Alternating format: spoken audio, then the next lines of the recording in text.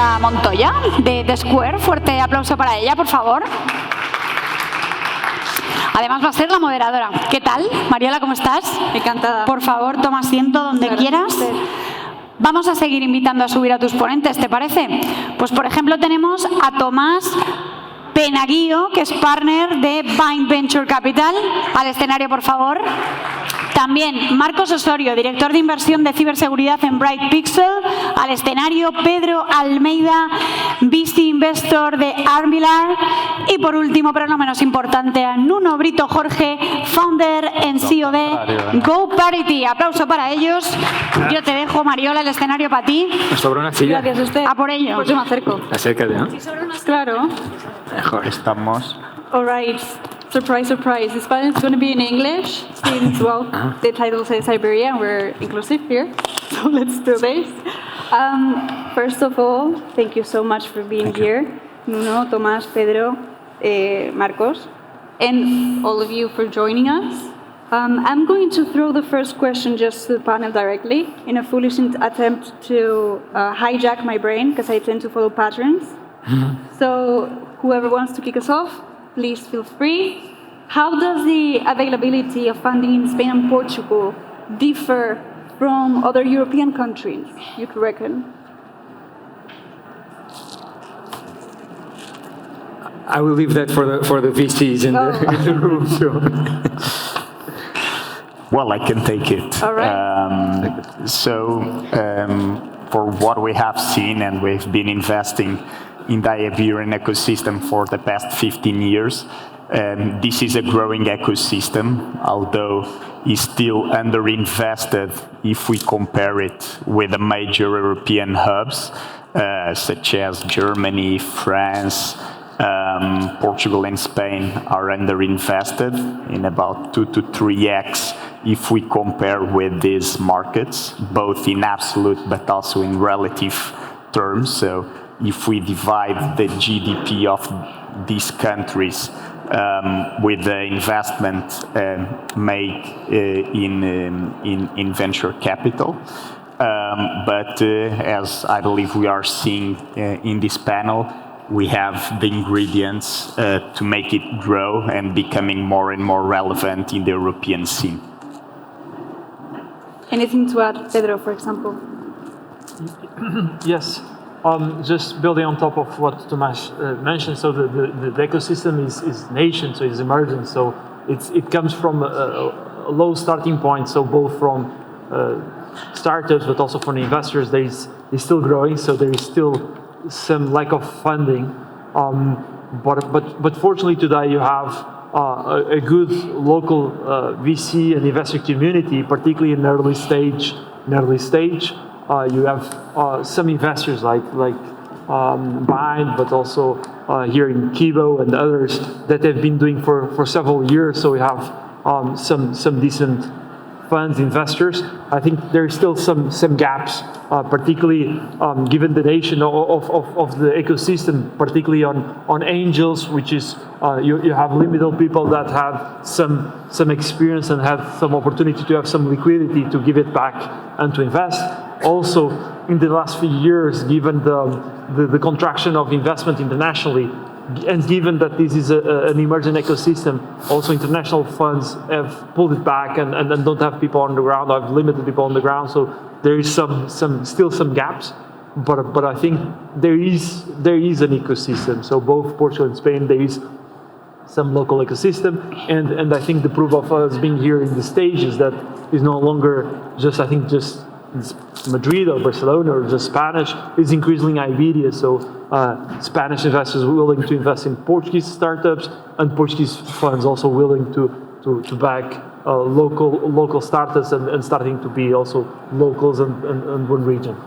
Right. Of course. I can also add just the perspective from both being an investor but on a different type of investment model, which is crowd lending. By the way, thanks for the invitation to be here, and hi everyone.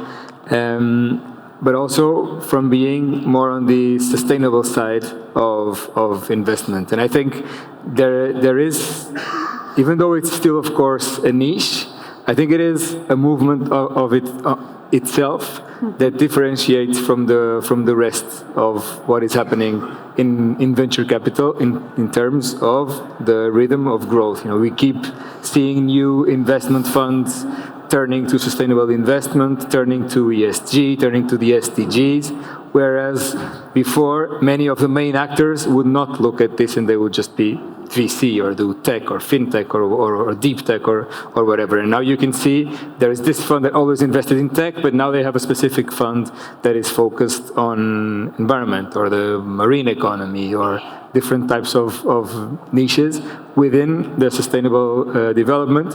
And specifically in Spain, because recently Spain launched a new regulation that defines what impact investing is, there is even more ground created now for this movement of money being invested responsibly, at least, keeping its steady growth. Interesting. So which would you say are the sectors where you see most growth in the Iberian markets? Well, from our point of view, of course, solar power is huge, of course, not necessarily startups, but also many startups have been able to fundraise recently with different types of business models that are facilitating both homeowners and businesses to adopt solar power. The marine economy also is capturing a lot of investment, both in Portugal and in the northern parts of Spain, for example. And of course, then there's differences between the two ecosystems. And in Portugal, we have this specific framework that is very favorable for investors in R&D companies. And this is also pushing a lot of money towards startups or companies that are doing R&D in areas such as biotech, for example. Interesting. Cool. I think today is impossible to talk about trendy markets without mentioning Gen AI. So I can give you our practical example. So from the current fund we started deploying 3 months ago, we are about to close our third investment, and all the three are in the Gen AI space. So it's a booming sector. It explains a lot, and it represents a big chunk of the investment that is being made in the VC sector this year. But yeah, there's other trends. Climate tech is one of them that we are following closely. Fintech is a historical category in Portugal and Spain. You have prop tech as well, and so on. I think that's a straight line to you, Marcos. Yeah. So two things. So one on the, I would say, positive side, which is we're exiting a phase in which interest rates were high. And so usually venture capital funds tend to suffer a little bit in terms of fundraising. All the stuff around the venture capital fund tends to suffer whenever the interest rates are high. So they are finally lowering. I think these will most likely going to propel, I would say, the next phase of what's to come, because it's if you don't have venture capital funds investing, you don't have innovation. If you don't have innovation, you're not going to have scale-ups. If you're not going to have scale-ups, you're not going to have exits either to private equities or doing IPOs. And in that sense, the IPO market has been closed.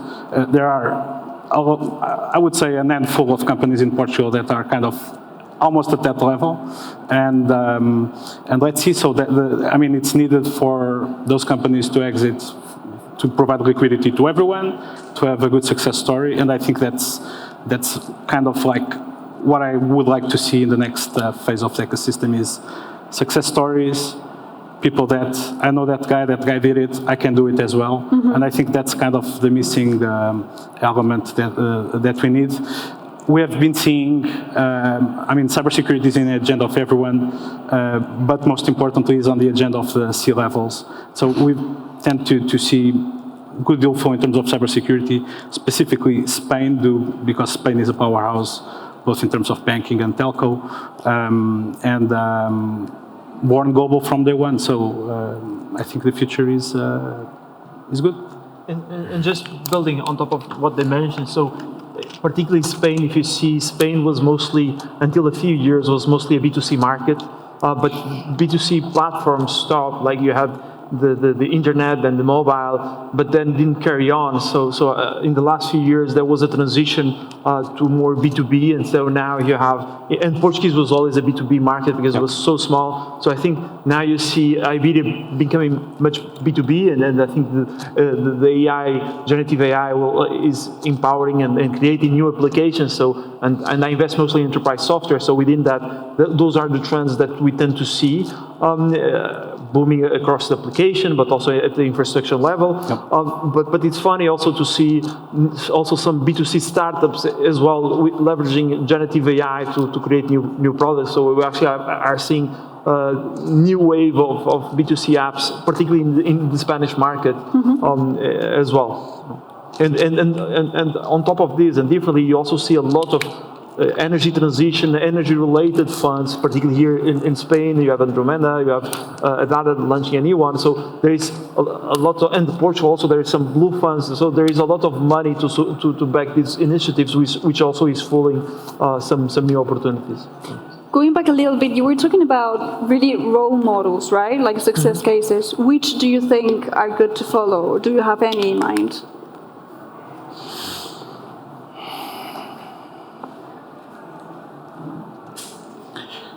Not sure how to answer. I have my own role models. I think, unfortunately, let me put it differently. I think there is lack of role models in Iberia, and I think that's actually the main problem. 100%. So, for example, OutSystems, one of our portfolio companies, I think in 2021, if I'm not mistaken, they did a round valued the company at 9.5 billion, and I was very excited. I mean, there is very few companies in Iberia that are that large, and I was expecting to see it in the news, and I didn't see it. So there is no celebration of success stories in Portugal. Not sure here in Spain, I don't.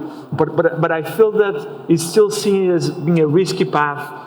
We are not celebrating these successes and these stories and inspiring that you can live in Iberia, in the place that you love, that you have your friends, and you still be successful and create wealth and jobs and prosperity around you. If you see the people that are working in companies that work in unicorns, when these companies will exit, you'll see some of the largest wealth creation in these regions, because those are people that have stock options and were able to earn and change their lives just because they were early employees of a company that changed their business. So I do think that, unfortunately, we should be talking more about success stories, because there is a lot of here around us, people that changed their cities, their people around them, and I think we should celebrate them. Actually, what happens sometimes is the opposite. So instead of you celebrating the exits, you highlight the failures, and you can see like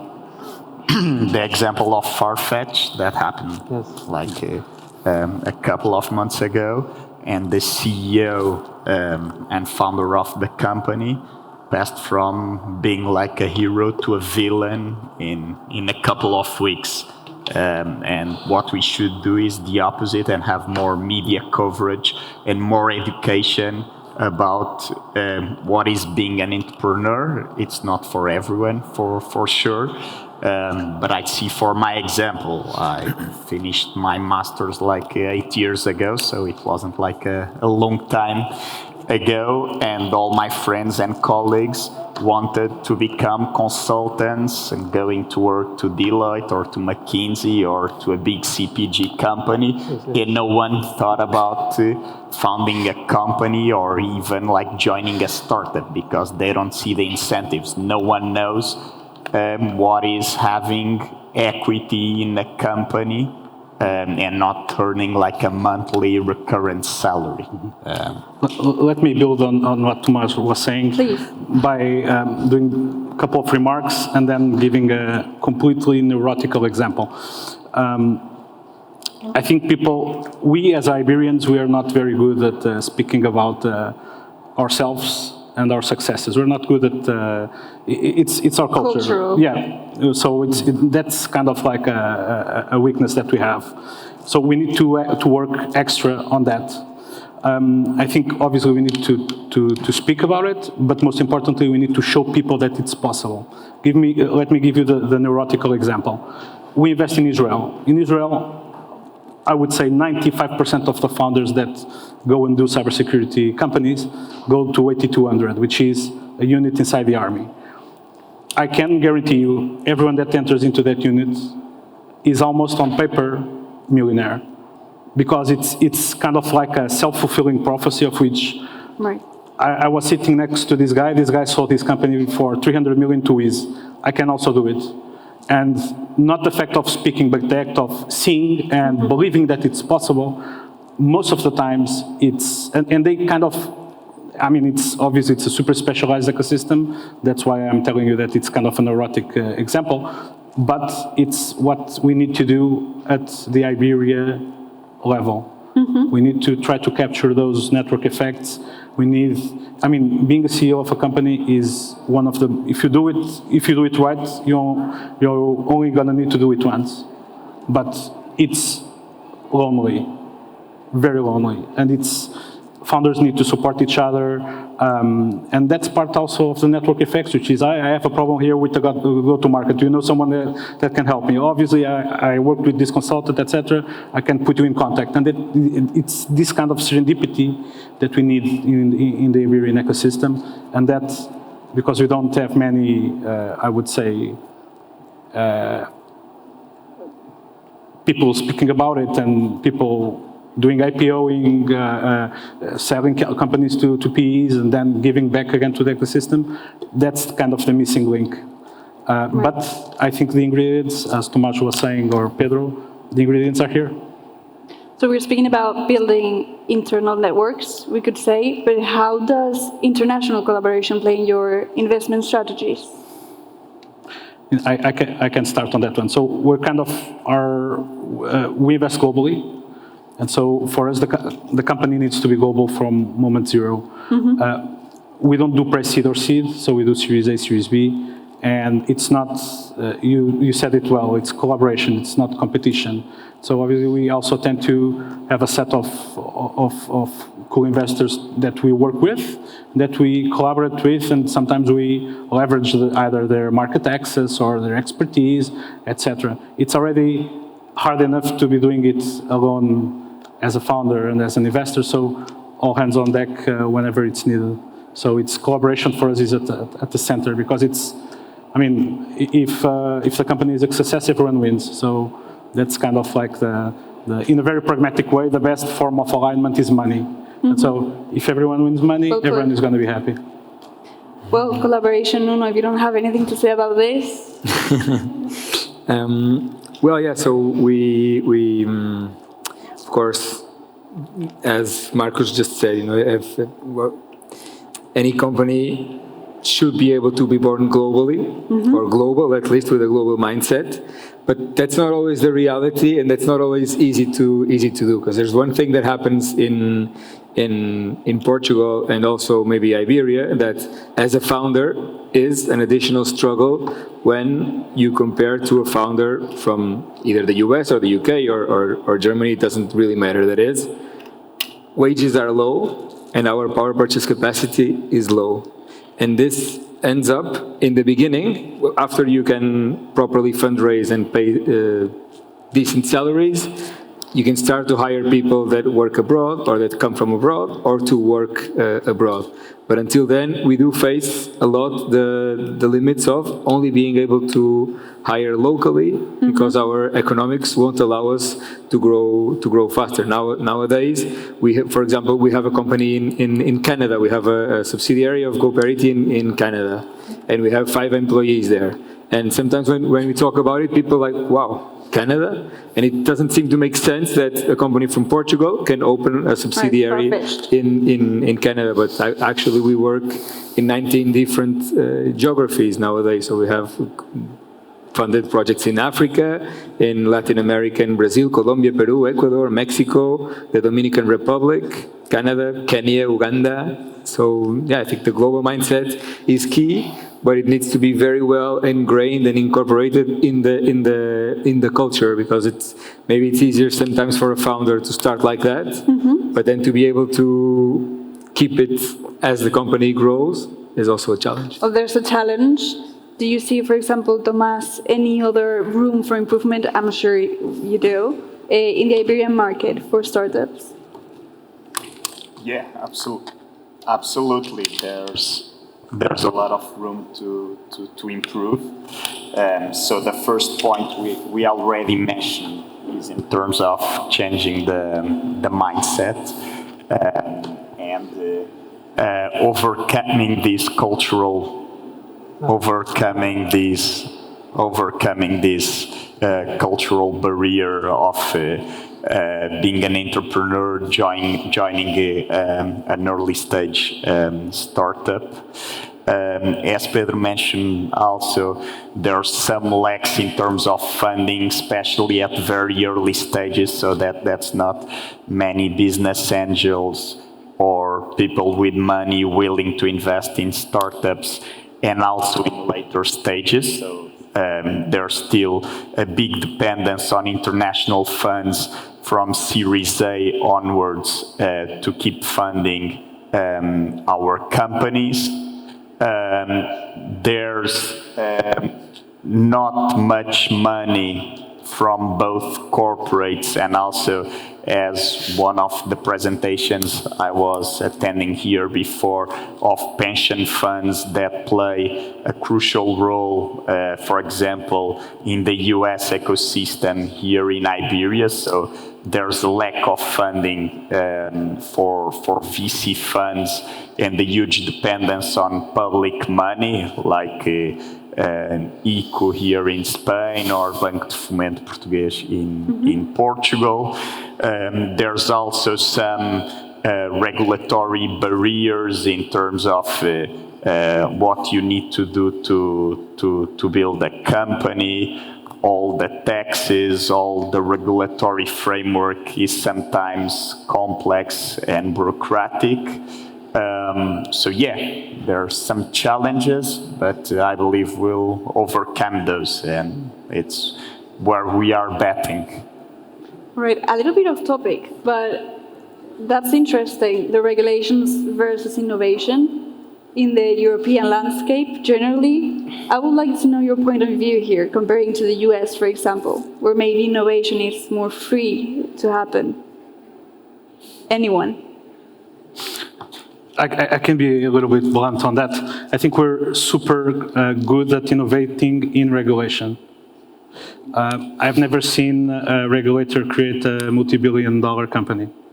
So I think that obviously there are things that should worry us about, for example, AI.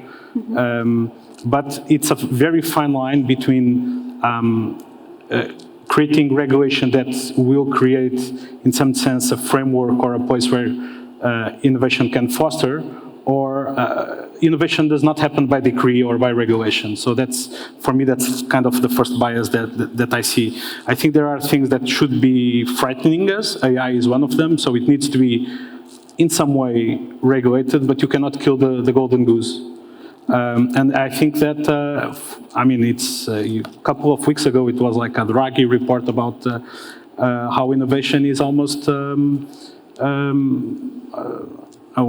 no, I wasn't going to be brute, but I mean, when you compare to the US, it's like night and day. And so we need to create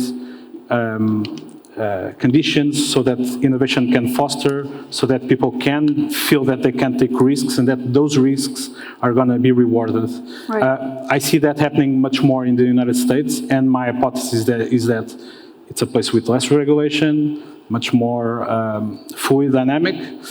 In Europe, you still have notable exceptions, and I mean, everyone here in the portfolios have notable exceptions to that, but I think that we would be better off if we would be much more strategic about the type of regulations that we want to put forward and the impact that it has on the market. I can maybe just add something or a different type of view. As I used to work in the European Parliament early in my career, so I've been in the middle of where all regulations pass by and are discussed and stuff. And of course, it's a huge machine in creating regulation, and you also see that sometimes it's just disconnected from the ground, and you can see working there, this is never going to be implemented this way. And then there comes subsidiarity, whereas okay, we define these general framework, but then every country needs to regulate however they intend, and then we also create discrepancies anyway.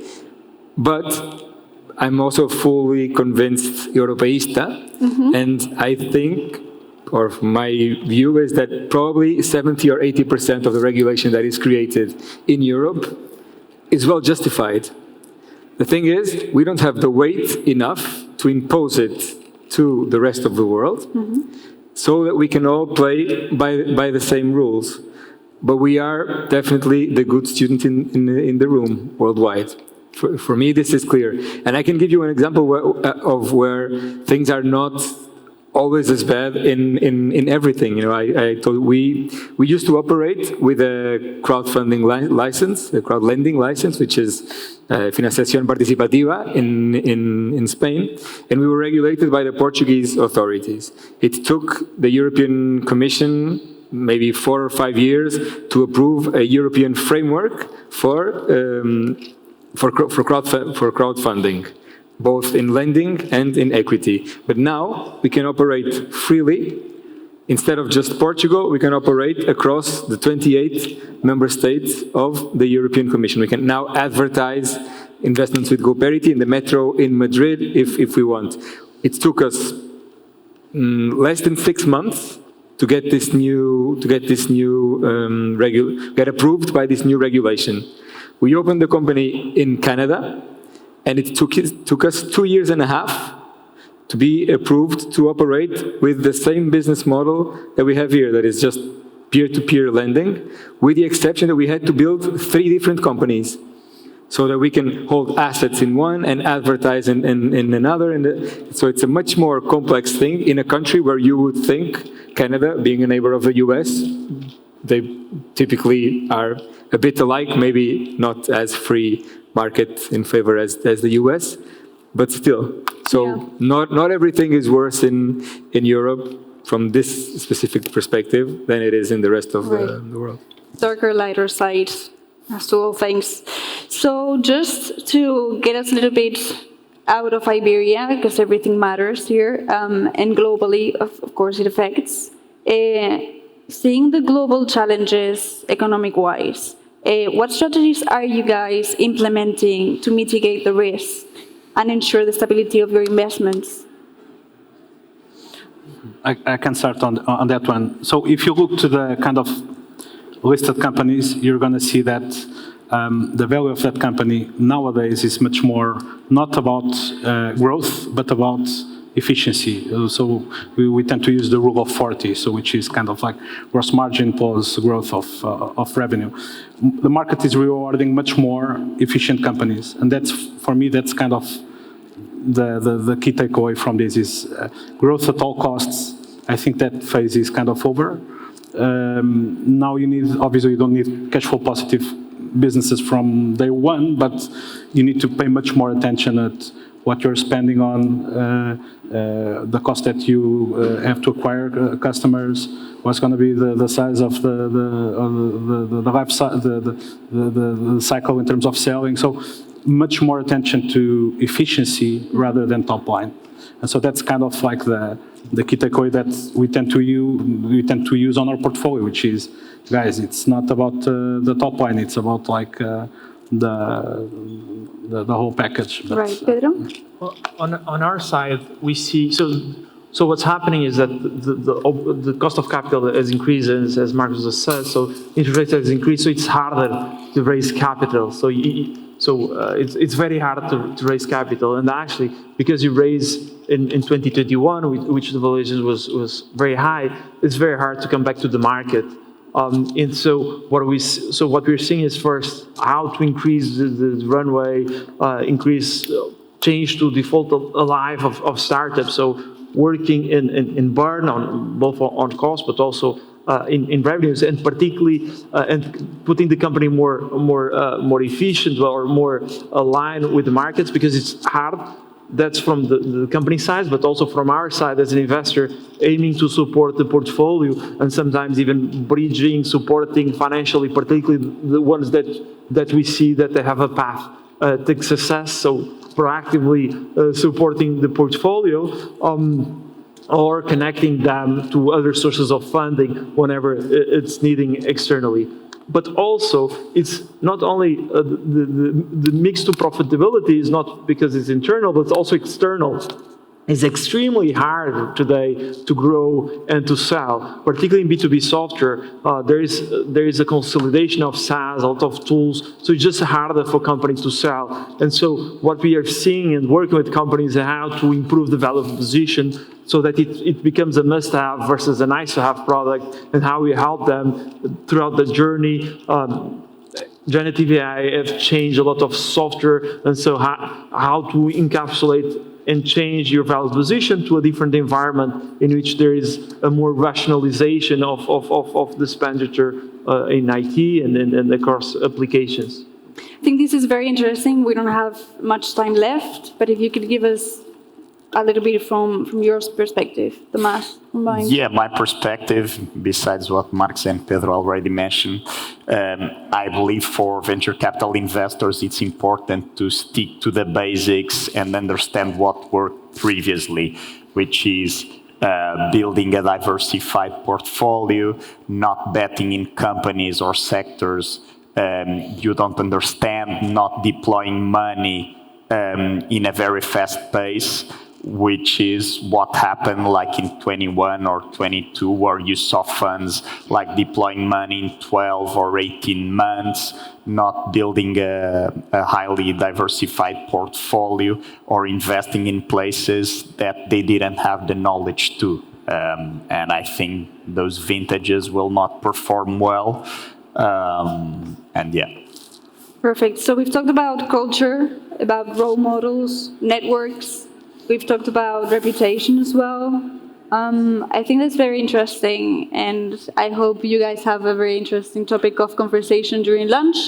Sorry about you guys, we still have one more panel, but I'm very much hungry. It's over for this panel. Thank you so much for joining us. I hope it was interesting, as it was for me. It's been a pleasure. Thank you. Likewise. Thank you.